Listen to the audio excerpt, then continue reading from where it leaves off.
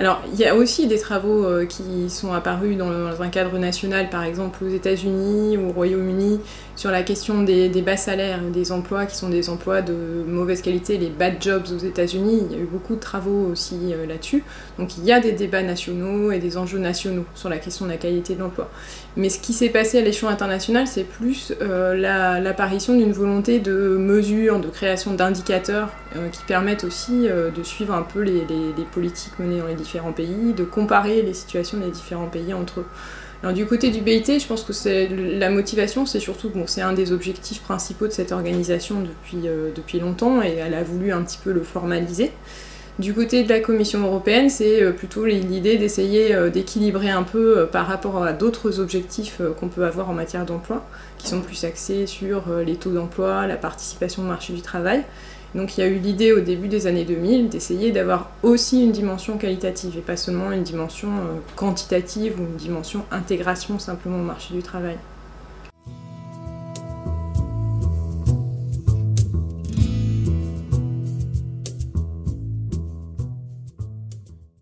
Alors quand on fait des comparaisons sur la qualité de l'emploi entre pays européens, c'est essentiellement ça que j'ai fait dans mes travaux.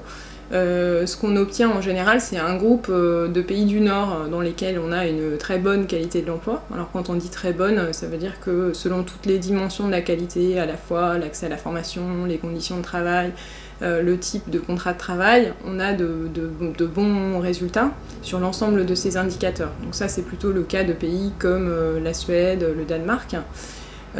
Ensuite, on va trouver des pays qui sont dans une situation un peu intermédiaire, dont fait partie la France, donc qui sont des pays où on a globalement des résultats plutôt moyens, c'est-à-dire qu'il y a des choses qui sont favorables. Par exemple, on peut, en France, en termes de conciliation vie familiale, vie professionnelle, on ne se situe pas trop mal par rapport à d'autres pays. Mais il y a d'autres aspects qui vont être un petit peu plus discutables en matière de qualité. Par exemple, en France, on a un problème avec l'intensité du travail. On sait que l'intensité au travail a augmenté depuis la fin des années 90, et ça, c'est quelque chose qui est vécu difficilement par les salariés. On a aussi des difficultés avec la question de la sécurité de l'emploi, c'est-à-dire qu'on a un marché du travail dans lequel on a des gens qui sont très bien protégés et d'autres en emploi temporaire, en CDD, qui au contraire, eux, ont un sentiment d'insécurité qui est fort. On a des problèmes aussi sur l'accès à la formation. On sait qu'en France, l'accès à la formation, il est inégal. Donc on va avoir, selon son niveau de diplôme initial, selon le type de contrat qu'on occupe, là aussi plus ou moins de chances d'accéder à la formation. Voilà, donc le cas de la France, de ce point de vue, se situe un petit peu dans une position intermédiaire. Après, on a des pays qui, eux, ont plutôt de mauvais résultats en matière de qualité de l'emploi. Alors, on va avoir des pays du Sud qui, par exemple, comme l'Espagne, connaissent beaucoup d'emplois temporaires qui ne permettent pas d'avoir accès facilement à l'ensemble, par exemple, à un logement, à une indépendance financière pour les jeunes. Des problèmes aussi de conciliation vie familiale, vie professionnelle. Et puis enfin, dans les nouveaux pays membres de l'Union européenne, donc plutôt les pays à l'est de l'Europe, on a encore, dans certains cas, des problèmes de conditions de travail qui sont assez dégradés et qui touchent un grand nombre de salariés. Voilà, donc on a effectivement une hétérogénéité forte en Europe et la France se situe dans une position qui est plutôt une position intermédiaire, on va dire.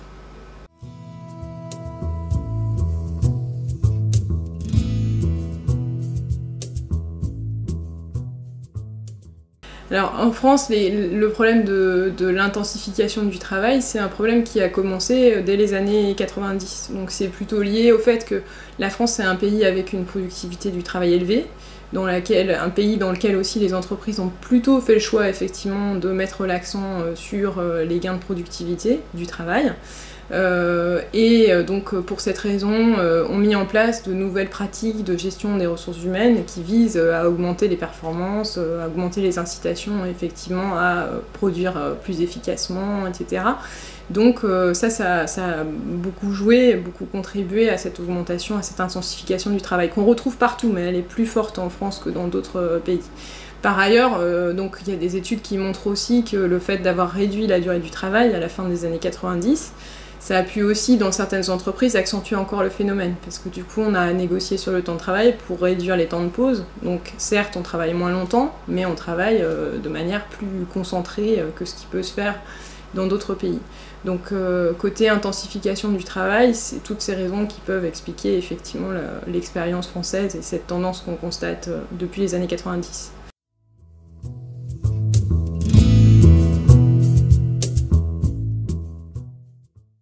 Non, c'est pas le facteur explicatif parce que cette évolution avait commencé avant, mais c'est quelque chose qui a sans doute contribué à accentuer la tendance, au moins au début des années 2000.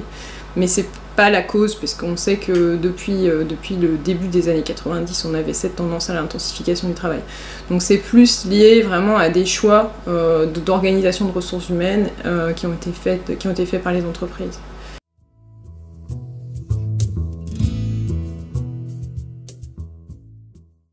Sur le volet sécurité des contrats de travail, c'est la même chose, c'est une tendance qui, là aussi, a commencé bien avant la crise, c'est-à-dire qu'en France, on a fait le choix de continuer de protéger plutôt certaines catégories de salariés qui sont en emploi permanent, et puis de développer à côté des formes d'emploi plus flexibles.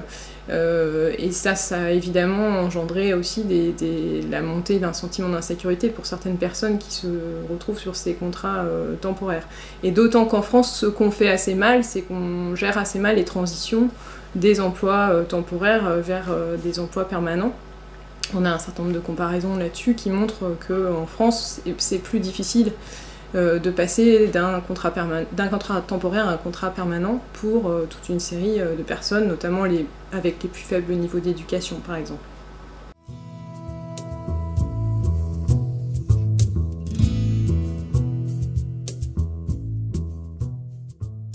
Du côté de la formation continue, le fait que ça se concentre essentiellement sur les plus qualifiés, c'est quelque chose, là aussi, qu'on va retrouver ailleurs. Ça, ce n'est pas spécifique à la France. C'est un phénomène qui est plus marqué en France, mais il n'est pas spécifique à la France. On retrouve ça aussi au Royaume-Uni, en Allemagne.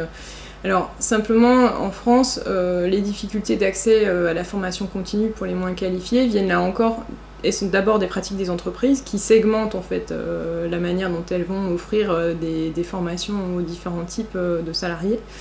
Donc c'est d'abord de ce côté-là qu'il faut agir si effectivement on veut modifier les pratiques. Il faudrait avoir des indicateurs qui permettent vraiment de suivre les politiques de formation des entreprises en sachant qui elles forment et quel type de salariés elles forment, ce qui n'est pas toujours facile à obtenir.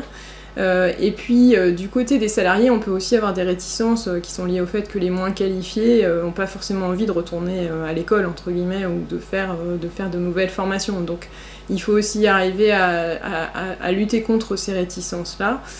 C'est ce que les pays nordiques, par exemple, font bien. Ils ont vraiment une prise en charge de la logique de formation qui se fait de manière très précoce. C'est-à-dire ceux qui ont des faibles niveaux d'éducation, on les incite à retourner faire des formations très vite dans leur carrière. Ça, c'est important parce que du coup, ça les met sur des trajectoires où la formation continue fait partie de leur univers. En France, c'est beaucoup moins le cas.